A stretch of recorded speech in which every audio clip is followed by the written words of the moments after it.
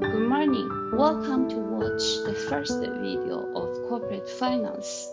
Today's topic is equity financing. Today's video contains 4 parts. 1.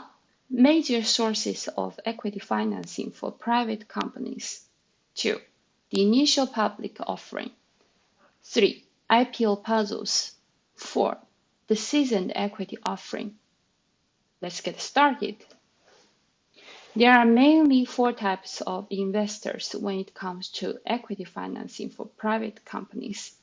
Here, I will describe each one of them briefly. Angel investors. Angel investors are often rich, successful entrepreneurs themselves who are willing to help new companies get started in exchange for a share of their business. Venture capital is a limited partnership that specializes in raising money to invest in the private equity of young firms. Private equity firm is similar to venture capital, but invests in the equity of existing privately held firm. Institutional investors are mutual funds, pension funds, insurance companies, endowments, and foundations who manage large quantities of money.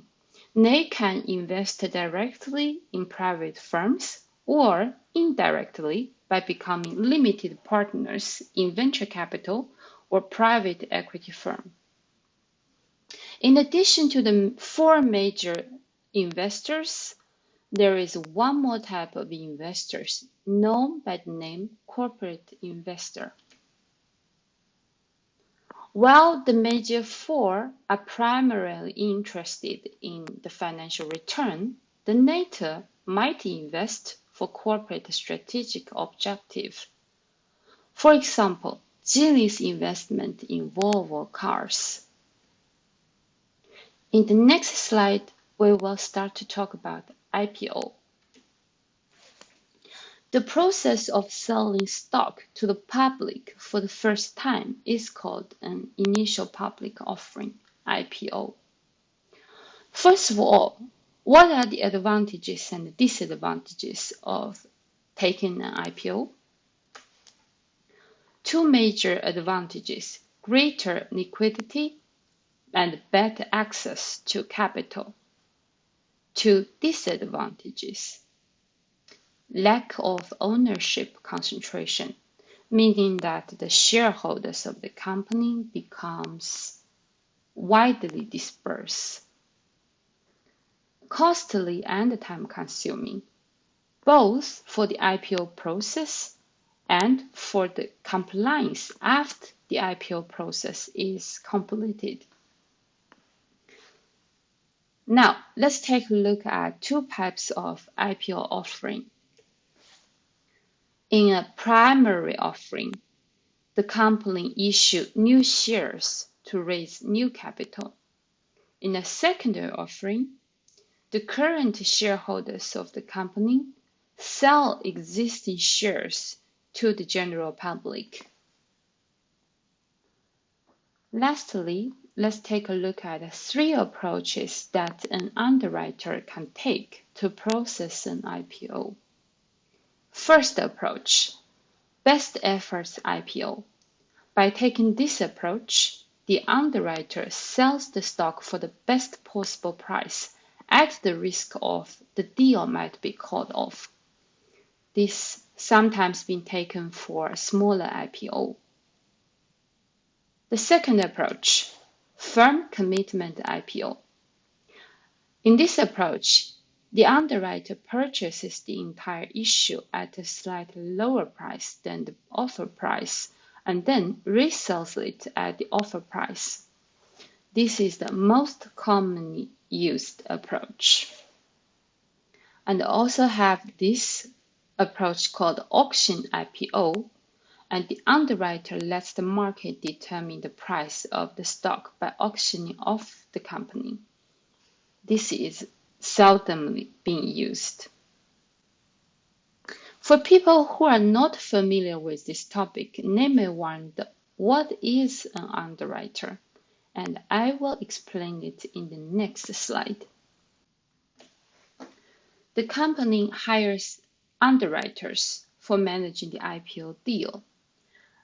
A lead underwriter is the primary banking firm responsible for managing the deal, and the syndicator is a group of other underwriters. And the underwriters receive a fee called the underwriting spread. In this slide, we will present the main responsibilities of the underwriters. Responsibility 1, valuation. Underwriters usually take two valuation approaches to assess the value of the company. The first approach is to estimate the future cash flows and then discount it to compute the net present value. The second approach is to examine comparable companies. When these two approaches give very different results, underwriters often rely on comparables based on recent IPOs. Responsibility 2, preparing legal documents. For example, SEC filings in the US. Responsibility 3, book building. Book building is the process for coming up with the offer price based on customers' expressions of interest. Responsibility 4, post-IPO process services.